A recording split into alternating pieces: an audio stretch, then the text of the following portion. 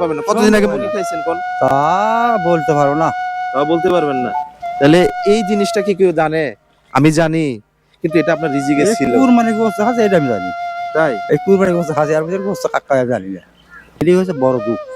আচ্ছা। আমি ওর তরফে আমি কথা করছি, এইটাই হচ্ছে বড় দুঃখ। আমার যদি না খাই মরেও যাই, সারাদিন যদি না খাই তা বলবো আমি না খাই আছি। আমরা কাজ করে খাচ্ছি, যে কাজ করে খাচ্ছি এখানে মহারাজ।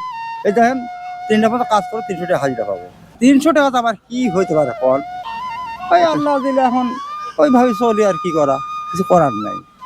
তেলের দাম বেশি, চাউলের দাম বেশি, সবকিছু দামি। সব কিছু দামে বেশি।